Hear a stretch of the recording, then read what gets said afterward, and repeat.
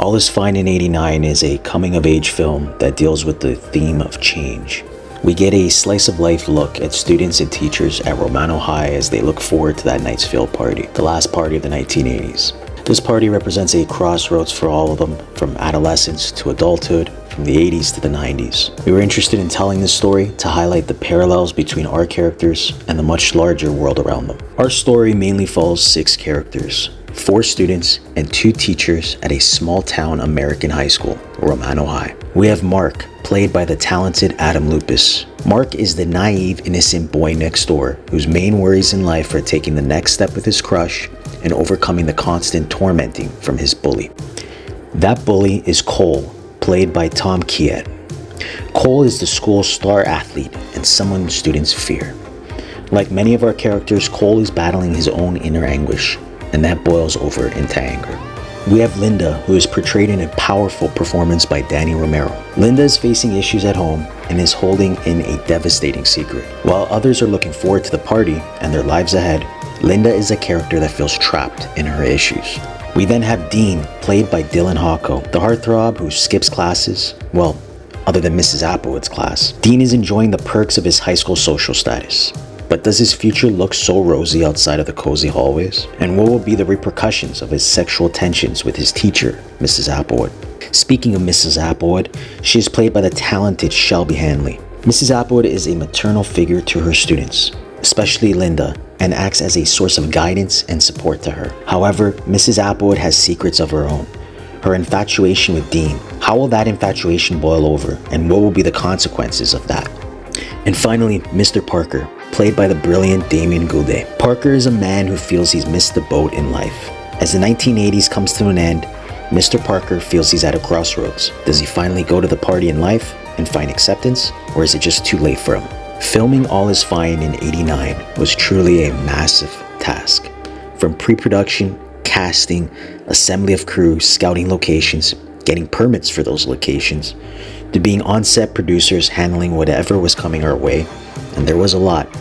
And at the same time, Adam acting as a lead and myself directing, and to get this all done and then take a very hands-on approach in post-production, it was just a massive task and something we're so proud of. I think we're truly looking at this as the start of so many promising careers, and we take a lot of pride in that as producers.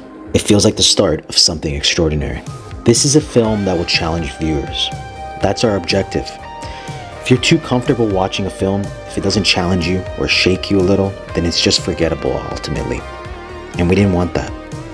All Is Fine in '89 is a film that challenges people to think, to look beyond the veneer of nostalgic 1980s and see what's underneath the surface.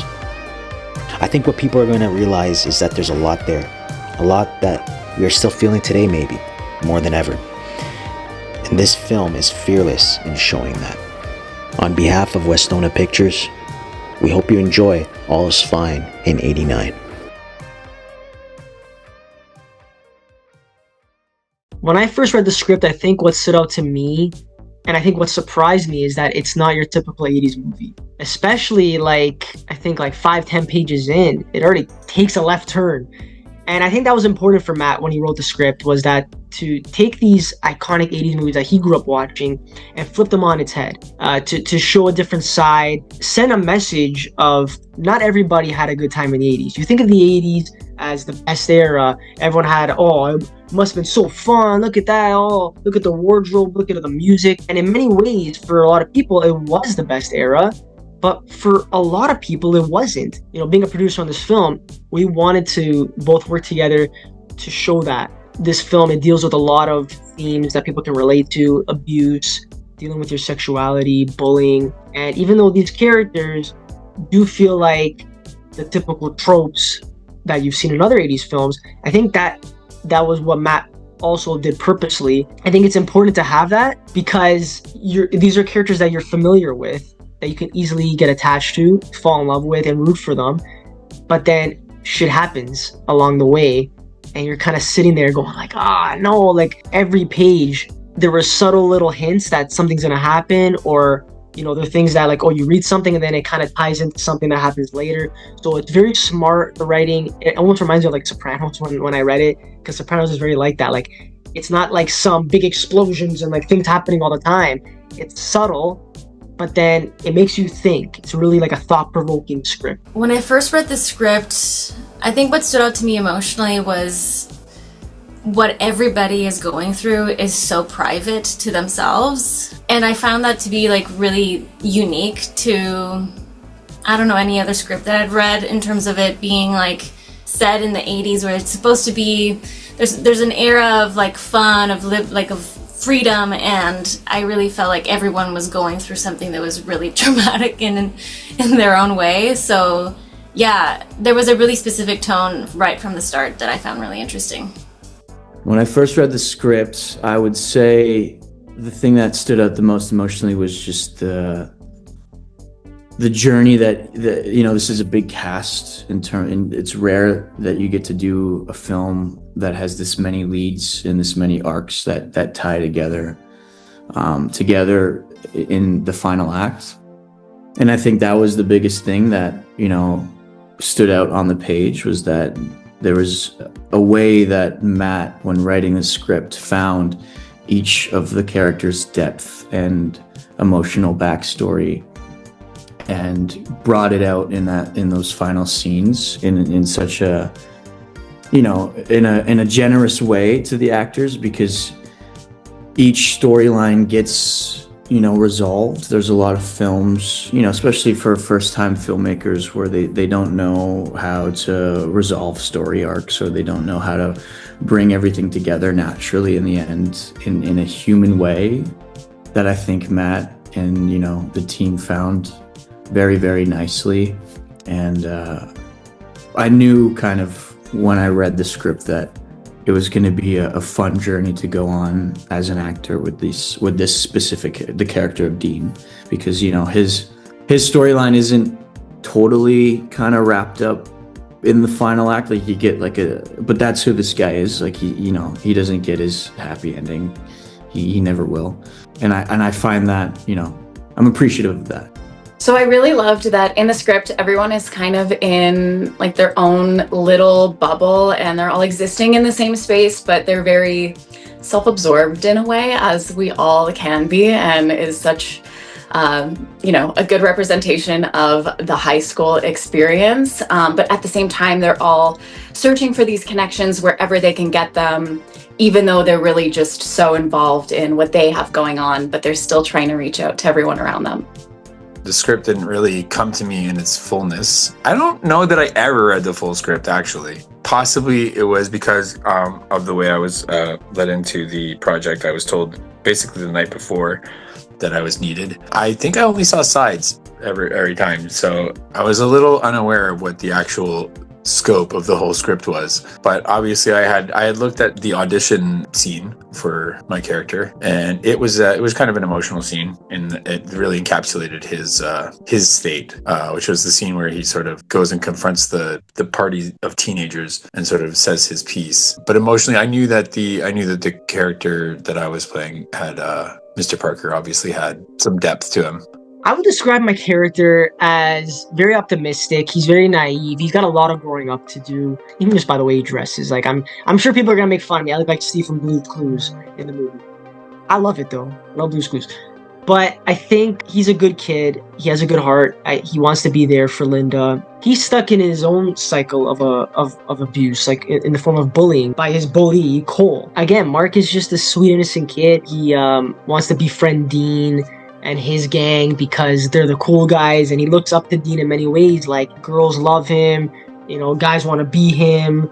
He seems to just kind of get through life very easily. He does Dean's homework and in the hopes of becoming his friend. And he also comes from a good family. I think that was also important. And I kind of used that when playing this character. He was brought up, maybe his parents didn't really show him or teach him about what's really going on in the world and all the struggles, and that's why he always has a smile on his face, and he doesn't take life so serious, right? He's one of those guys where I think, like the term, like, ignorance is bliss. I think he kind of encapsulates that, especially how he goes about his day-to-day life. It's just like, things are gonna work out, things are great, and it's, I think that was something I wanted to lean into as well when I played the character. I would describe Linda as fiercely independent, really resilient and kind. Yeah.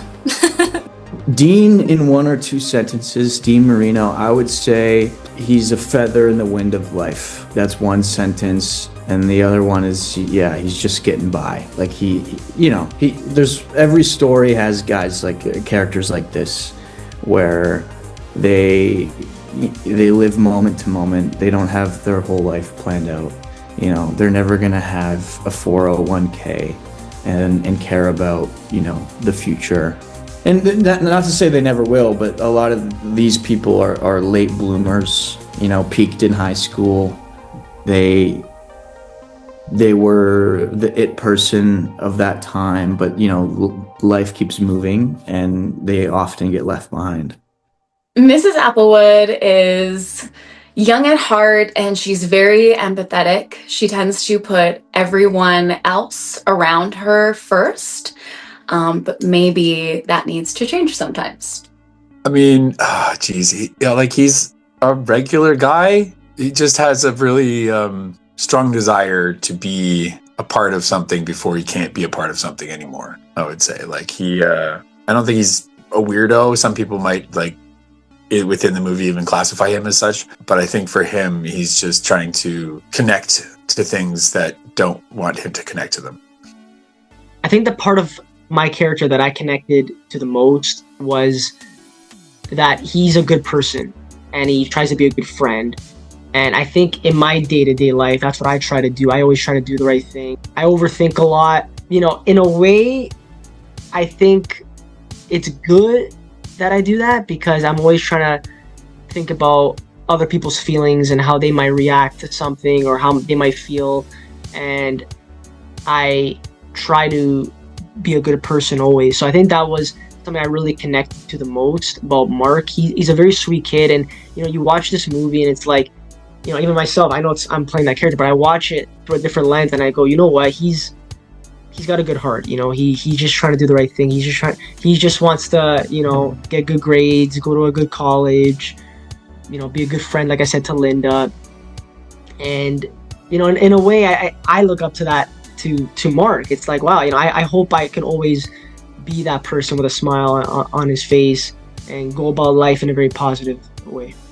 I think the part about Linda that I connected with the most was the idea that she really didn't care too much about what other people thought about her, despite going through something that's really, I guess, that can carry a lot of shame.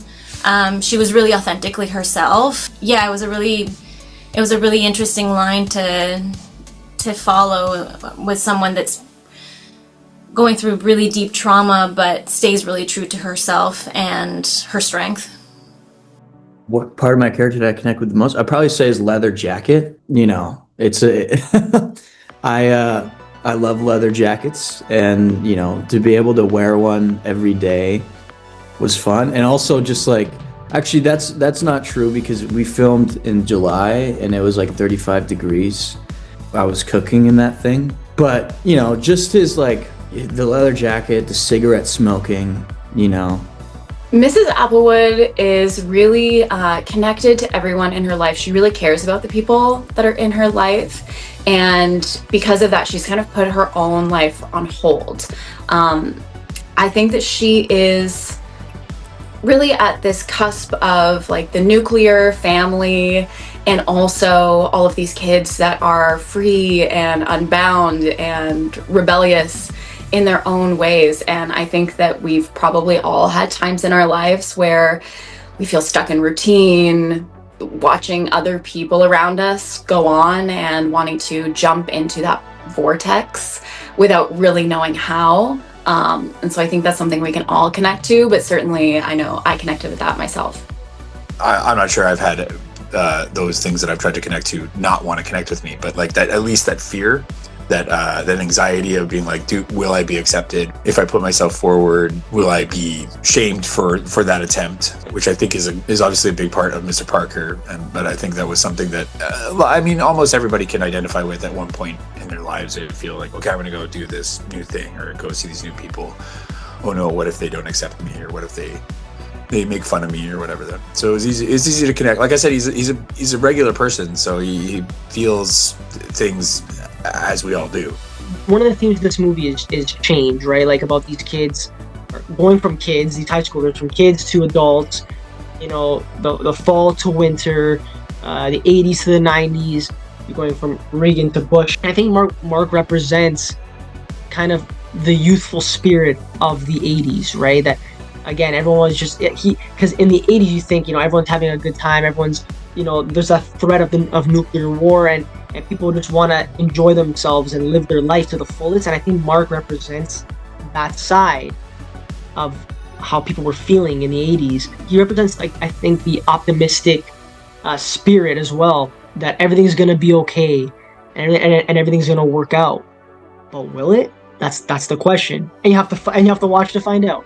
I think what Linda represents in the story is female strength. I think that a lot of women can identify with being in a situation that's perhaps not the best for them, and that they ultimately are selfless in their choices when they think about the people that they love. She was really willing to put herself in a really uncomfortable, deeply traumatic situation in a selfless way, and the idea of like knowing that the temporary extreme discomfort and pain is for the long-term benefit of her little brother, and honestly I think her future as well. I mean, it's a really tough reality because she didn't really have anyone on her side, and a lot of the things that should have been helping her in the past, like, you know, social services and that kind of thing, was not helping her. So I think, yeah, female strength.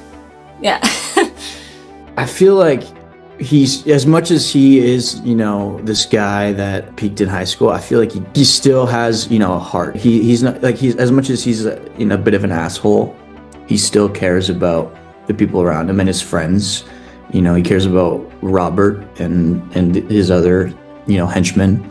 So I think this characteristic is actually represented in a lot of characters, and in fact in the narrative itself. I think that's why the 89 was chosen. I think Mr. Parker is uncertainty for the future. I'm pretty certain that he represents like an uncertainty, and in the context of the film is like a coming of age story for a lot of other characters, and a lot of that is based on uncertainty as well. And I think Mr. Parker just encapsulates maybe handling that uncertainty in a certain way, possibly badly. I think being in an 80s movie, first off, it was my dream just to be anywhere associated with that era. I love 80s music, I love 80s fashion, 80s movies, everything about the 80s I just am infatuated with.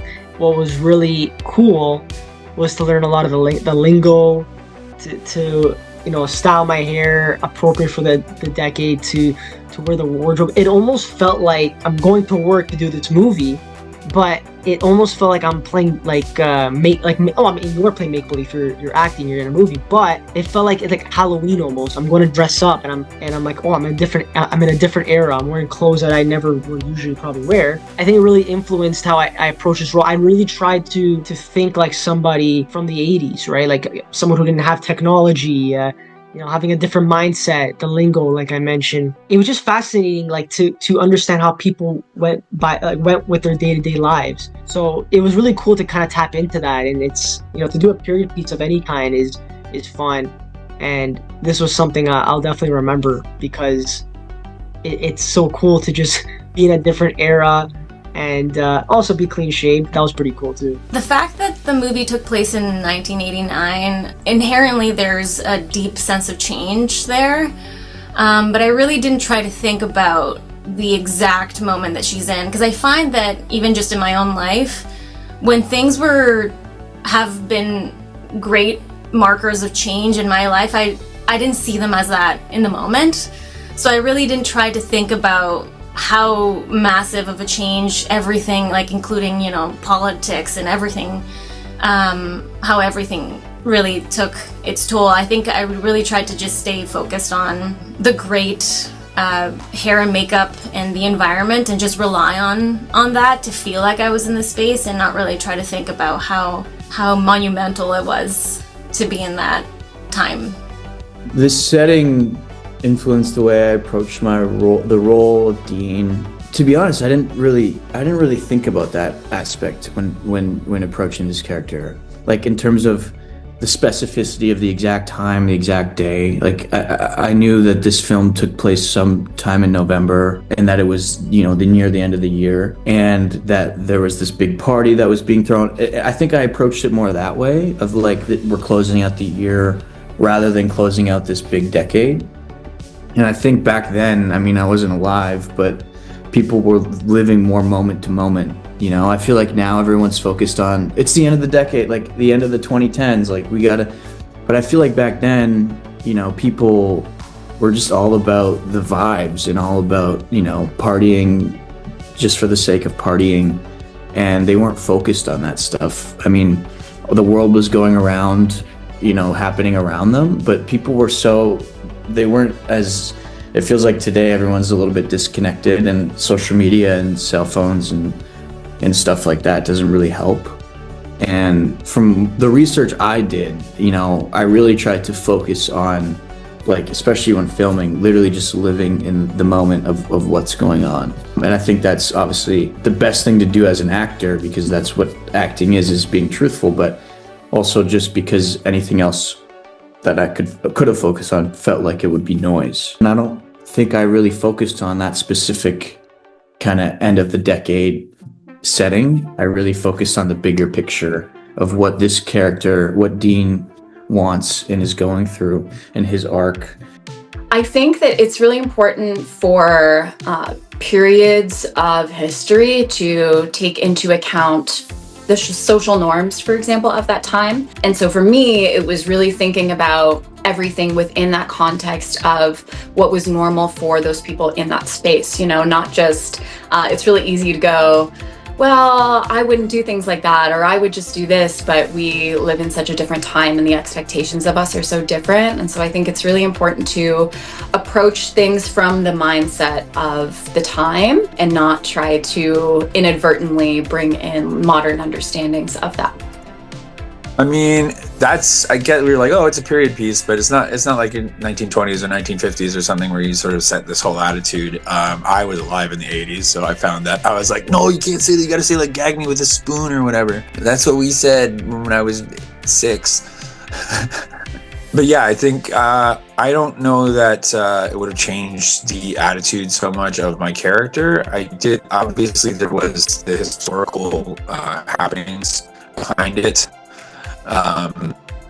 That sort of, again, play back to that uncertainty.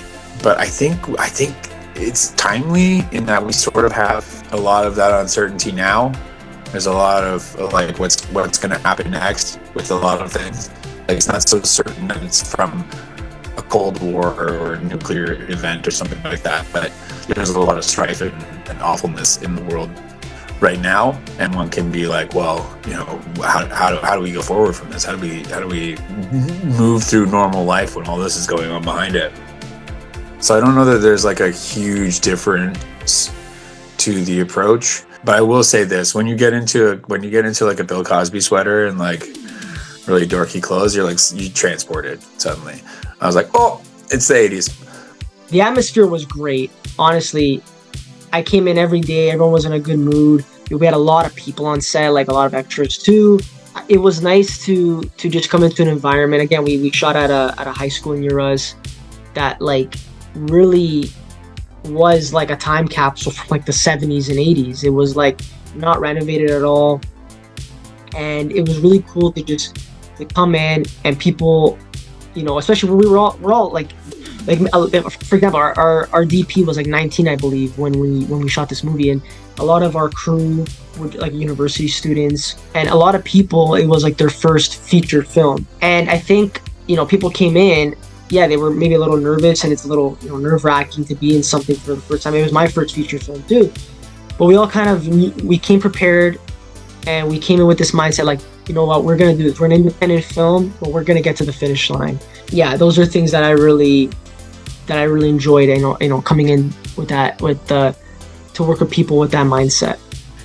Honestly, I think the atmosphere on set was one of my favorite things about making this movie. I don't think people realize that the DOP was 19 when he started shooting this movie. There was, it really felt like we were high school students making a movie about high school, there was like something really special about that. There was everyone on set was really young, and there was a sense of play there that I think otherwise would not have been the experience. So yeah, the atmosphere was a lot of fun and really focused on like exploring and having a deep sense of community, which was really unique and fun. The atmosphere on set was fun. Like it was a short shoot, which it can be a gift and a curse at the same time. But I feel like, we did the best of what we had. And it was fun. Like every day we were going to work and it didn't feel like we were working. Some shows, some movies you get on, it feels like it drags out. It feels like, when is this going to end? And you're trying to, hold gratitude for being there at the same time as being emotionally exhausted. But, this film, I don't know if that means I didn't give enough of myself to the role, but it literally felt like we were just going and having fun every day and hanging out, with Sean Vincent, like one of the guys that played my trouble boy. Like, it was like we were just, it felt like we were just a group of kids in high school in New Jersey. And, we got to cosplay the fact that it's the 80s. But, it's like we were literally just hanging out. And at the end, it felt like a family. And the last day of shooting was a little hectic from what I remember. But, we had built that over the course of the 22 days, the trust in each other. And, and I think it shows, like, with the final product that everyone there cared about what they were doing. And that makes it all much more fun when you're working, because you don't feel like it's a drag. You don't feel like it's hard or anything like that. It just felt like we were there, to do our jobs, but also just to have fun and give justice to the story on the page. Being on set for this movie was kind of like being in a high school. I mean, we literally were shooting in a high school for so much of it, but because of the scope of the project, there were so many extras that were students and teachers, and so there's just so many people and the life of a set is also very bustling, especially when you're coordinating that many people. So in some ways it really did feel like just existing in a high school, looking out at a bunch of the extras and cast people sitting together that were all students, and they're sitting together at the lunch table, and playing a teacher especially, it's like, can I go sit with them? Do I not? Like, it did feel very much like existing in a high school space. The atmosphere that I stepped into was amazing because of the nature of how I came to set, taking over a role from another actor. There was just this very welcoming atmosphere. Basically, everybody was like, "Yay, this is guy now," rather than another person. So I felt I always telling people that I had like the lowest bar clear, and I would just be like, pop, and they'd be like, "Hey, great, he knows how to clear that low bar." So it did feel very welcoming. It did feel very much like I'd stepped into a space where the opposite of the uncertainty principle actually is, in that I stepped in there and everybody was like, "Yes, let's get to work with this guy. Let's see what he's got." And it's very supportive. Like, we did some hard work on some stuff, and I think it was a very mature set.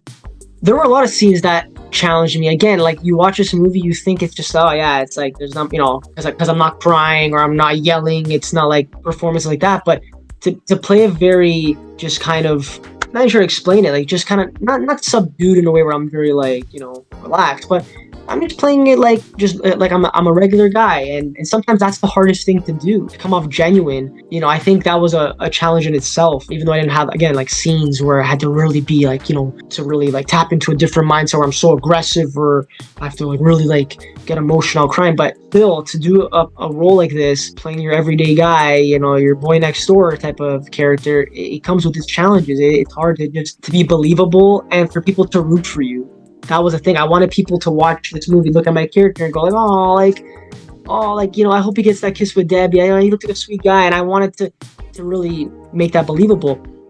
And then also, I don't want to give any spoilers, but there's a scene near the end that gets kind of physical and there's a lot of emotion. I think there's also like a transition in Mark. He goes through like different stages of anger. He does have that little bit of anger, sadness, disbelief almost, and like it all kind of happens in like a very short time. So I really had to kind of tap into that, especially for a scene like that. Again, like you're shooting for hours on end. It does get mentally draining, but I kind of use that to my advantage because for that scene, you kind of almost have to be mentally drained, like for what's happening, because at that like in real life, if that was happening, that's how you would actually feel. So yeah, those are a couple things that come to mind. I think the scene that really stayed with me while shooting, and I think just watching back, it was really challenging to shoot the end scene. I think there was a lot of conversations about what it meant for Linda to stay in the cycle of abuse. That was really painful to experience while trying to shoot that and really convey what that is. But I think that we would not have done her character justice if we had ignored the severity of the situation. And also I think like it really is something that a lot of people, and I think probably a lot of women, can relate to, this idea of like unfortunately staying in a cycle of abuse. That it's a really tough reality to grapple with, but it was, I think, important for all of us to like acknowledge. So yeah, that scene was tough. Yeah, I mean, so the first day of filming was this scene with Shelby, who plays Miss Applewood, and Shelby and I had met, but we met for like 20 minutes a day before or something like that.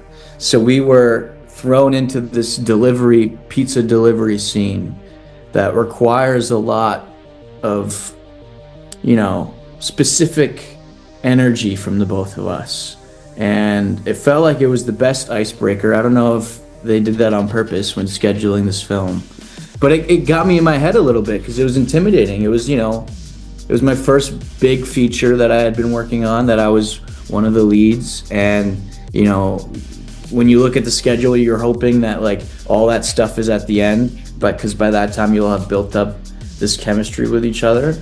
But it really relied on us naturally kind of connecting in that way. And maybe it helped because, she's supposed to be my teacher and there's supposed to be a little bit of that intimidation. But I think that scene was quite difficult. And I remember going home like thinking if the rest of the shoot is going to be this hard, then I don't know if I'm going to be able to make it through. But, that was kind of the best icebreaker we could have. But it definitely stuck with me in terms of like, thinking about each specific part of that scene that we shot, like could I have done this differently and stuff like that. So it wasn't the best first day for me, but like I said, it opened up kind of this like nice blossom of relationship between us all as actors that made it more fun as we went through that process because we got that stuff out of the way.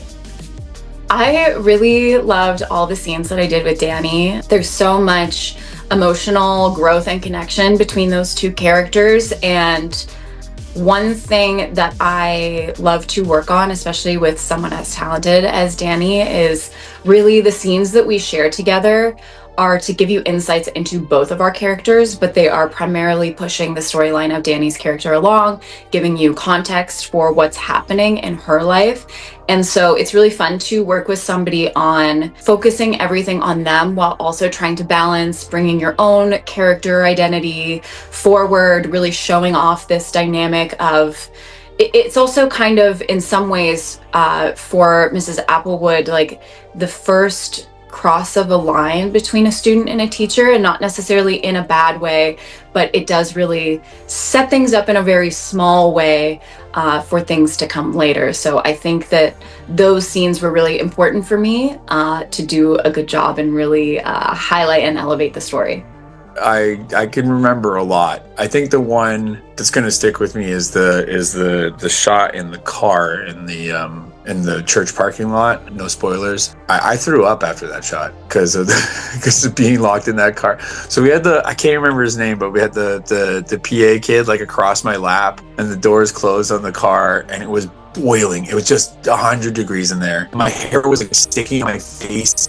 And I was like, ugh. And I was like, okay, just hold out. And we had to get the shot with all the stuff closed. And we did it. And we finally got it. And I was like, are we clear? Because I ran to the edge of the parking lot. And I threw up. So I'm like, I'm not going to forget that anytime soon. What I think this story says about growing up and change. First off, growing up in itself is inevitable. Change is something that we're all going to have to live with. Every day, things change. And I think if you're not adapting, you're going to get left in the dust. And I don't mean that in a bad way, but it's important to understand that things are constantly changing. You know, life comes at you fast. You know, I'm learning that from myself. I'm only 26. I'm turning 27 in March. Even for me, like, I feel like every day just like time flies by, and I'm having a hard time adjusting to that. Because when I was a kid, especially being like in school, you know, one day felt like a lifetime. I think, you know, I took that for granted when I was younger, and I think you just have to appreciate life. Growing up too, that idea, it comes with its challenges. You're gonna make mistakes. You're gonna go through things. But I think, and I maybe this is my character talking, but you always have to look at the big picture and through a different lens and be optimistic and hope that things will get better. You know, because we've seen it through the course of history. Like, you know, there's always these things that happen that, you know, bring us down. But I feel like as a society, and I feel like as people, we always manage to get to a place where we're happy and we've kind of prevailed. I like to hope and I like to believe that. But that's, I think, what the story says about growing up and change. I think the story touches on so many aspects of growing up and change. I mean, I think every single character is going through a deep awareness of like how who they are no longer is serving them, and living in their truth is being challenged. So I think that I think the change is it's just really written into the script. Like, everything about what everybody is going through in their environment is changing, and they can't grapple with the changes. Everyone's kind of trying to hold on to like the truth that no longer serves them, which is really interesting. With this specific story, it's interesting because it's very rare, and I talked about very rare in terms of being an ensemble, but also very rare where you get to do a story that takes place over the course of one day. And, you know, and what that looks like. And it's very rare to be able to, you know, tap into a character that changes throughout one day. Dean obviously gets what he wants in the end, but at what cost and whatnot. In terms of the growing up aspect, all these characters are, you know, late teens, and this is a very specific time of their kind of development because, you know, at this age, you feel like you're more mature than you actually are. You feel like you're older than you actually are, and you feel like you're ready for what life is as, you know, a grown adult. But really, you know, you're not. And each character kind of has their specific wants and needs that they're going through and their changes.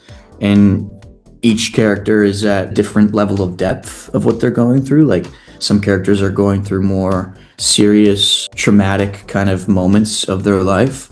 Some characters are just going through like, you know, wanting a kiss from a girl they've been crushing on. So it's like, you know, it's interesting because it really shows the specificity of how different individuals kind of grow up at this stage of their life. I know when I was in grade 12 in Canada, like it was what I was going through is completely different from what Dean was going through, but that doesn't mean that each is just as important as each other. Like they really are, because that's the humanity of it, and everyone's life is and story and where everyone comes from is completely different. And I think it really tied it together nicely. I think everyone grows up and experiences different things. Like, growing up looks different for everyone, and it never ends, really, you know, like Marie is supposed to be this teacher figure. She's the adult in the room, and she is still figuring out how to grow up. I'm still figuring out how to grow up. It's something that we confine a lot of times to these younger people, but it's something that we all are constantly growing and changing in our own lives. And I think it's really important to remember to embrace every season of life and not get so bogged down in the past and stuck in ideas of what the past looked like, maybe what you wanted it to look like, or what you thought the future wanted to look like, but just allowing yourself to evolve.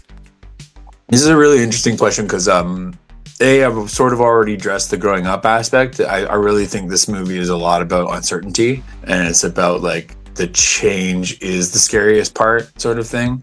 But I also, in having since watched it in its entirety, I do think that very few of the characters actually change, and it might suggest that change is like you have to be an active participant in change. You can't just expect change to occur, because I think a lot of people, a lot of characters they have consequences, but I don't know that they are then of a different resolve because of those consequences. Especially my character obviously takes a different way of dealing with his uncertainty, and then there's no way of maturing past that. So in terms of growing up, I think that it is one of those things where it's like it's basically accepting your fate versus creating your fate in a way. I think the characters expect there to be this massive overhaul of their lives, and I think the surprise to them is that there isn't. I think looking back, this movie means everything to me, and I owe it to my brother. This couldn't have been possible without him. He did so much and sacrificed so much to make this possible. He appreciates and respects my passion for being an actor, and I think in a way too, me being an actor and pursuing that, it gave him the opportunity to finally say, I want to, make this movie. I want to not just make this movie, make a movie in general. Because my brother, for people who don't know, he's such a talented writer. I'm not even saying that to be biased, but and he's always had a passion for writing. There's no one else I'd rather work with than him. I'm honored that, I know he's my brother, and people probably think like, oh yeah, of course he should put you in, but I don't take that for granted. I'm very honored that he thought of me to put me as one of the leads in this movie and to trust me with a character like Mark. So this story, this movie means everything to me. It holds a special place in my heart, and it always will be. It's my first feature film, and not just as an actor, but also as a producer. It's my first time doing that, and I felt like my brother and I, we co-produced it. I feel like we did a pretty good job given the resources that we had, being an independent film, and I hope it does inspire people to pursue their dreams of making a movie. We want to be those people that can tell others, like, look, we did it, it's possible, and we're no different than you. Like, there's so many talented people out there that unfortunately they don't get the opportunity to do something. But I think when the opportunity knocks, you just gotta go for it. And I think good things will happen when you do it. Honestly, being part of this film completely changed my life. I don't want to speak for everybody else, but I think this was a movie where there was a lot of learning for everybody involved. I think that there was a lot of firsts on that set for a lot of people, and it certainly was for me. It was like the first role where I really got to sink my teeth into a character that was really deeply wounded. So that was a really formative experience for me in terms of just like how I carry that to the other roles that I approach. Yeah, I think that I'll forever hold this experience in my mind as something that monumentally changed my way of thinking about acting. Oh, looking back now, this film is important to me. It's the first piece of like feature-length film that I have ever done. And at that time in my life, which now it's almost 3 years ago, which is crazy because I've grown so much since then, but it was, at that point, at that stage of starting my career, I was still in theater school, like I was going into my last year. And I was desperately wanting someone to just take a chance on me. And I felt like, Matt and Adam as producers did that. And they gave me this gift of a character and of a screenplay that really just allowed me to figure out myself what this all really is, which is, having fun and getting to do what I've always wanted, dreamt of doing ever since I was a little kid. And I think I wouldn't have wanted to do it with any other group of people. Like, we really established a family dynamic, and it means a lot to me because, like I said, it's the first thing I've ever done.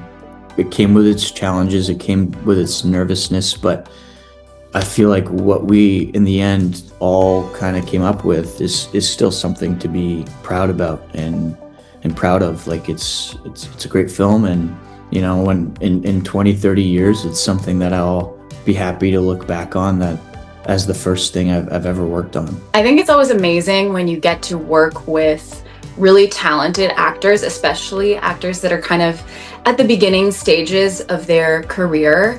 And so in this film, getting to work with such a broad group of people, it's been really amazing to just be a part of their lives and their careers going forward, and getting to grow with them in the industry has been a really amazing experience.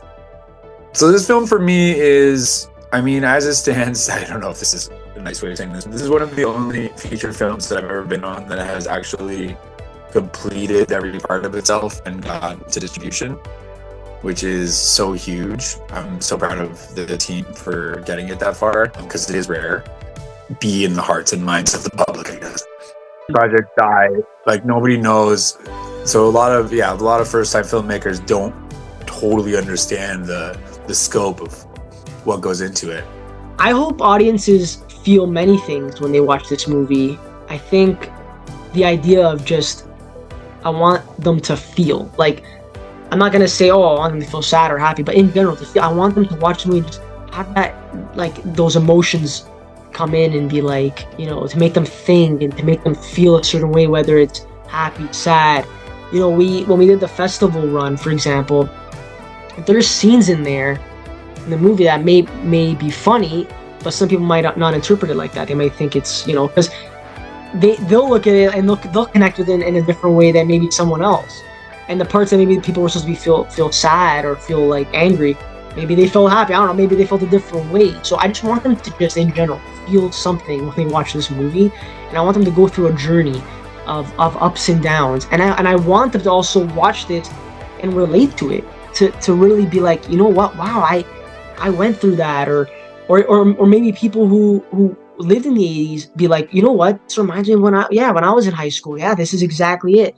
So I just want people to also appreciate the level of care we took when it came to, like, the hair and makeup, the wardrobe, the just the overall setting. I want them to hopefully feel very immersed when they watch this movie. I really hope that the audience feeling seen, first of all, and also just, I really hope they can see that there's a lot of fun in the film, despite a lot of the really difficult subjects that we all touch on. I think what was written really well in the script was the comedy in the really dark moments, and also just that life isn't just one thing. I think that it really paints a really clear picture of the duality of life, and how there's some really great moments in high school that mark your life but aren't the whole experience. I think everyone can relate to the experience of high school being a difficult thing. And I hope people are able to see themselves in that experience and are able to recognize that who they were in high school is no longer who they are, but it really does continue to mark the rest of their life. What I hope the audience feels is just this, like, you know, what I appreciate about this film is that all art forms are subjective, and it really, you know, I'm happy it leaves it up in the air of what happens, and it gives people this kind of place to jump off of in terms of conversations, which is the best of when you leave the theater and you're able to, you know, converse with whoever you saw it with about what you just saw. I think when films kind of hand you answers and tell you exactly what you need to think about something, it really kills kind of the art form. So I hope that audiences are able to take, you know, specific elements from each character and really kind of talk about it and expand about what they think, you know, these characters are going to end up like, and what's going to happen with the different story elements that are introduced even at the end. I like that it ties it up, but it still leaves it open for conversation. And I hope that the conversation is what people really kind of prioritize. I hope that people are curious about what happens to these characters next. I hope that they are invested in the stories that they just got to witness and bear witness to in some cases. And I hope that they leave with a sense of wanting more, wanting to know what happens to these characters as they go forward in their lives and how all of the journeys of this film affect them in the future. I wouldn't say it's a tearjerker as such, but I wouldn't say it has a happy ending. Like there's a lot of fallout that can be viewed as quite harrowing or dark for a lot of the characters involved. It sort of might spur a viewer to sort of be like, no, you gotta take some control, or at least question how we let things just unfold around us, and how we accept those difficulties either with grace or with sort of less grace.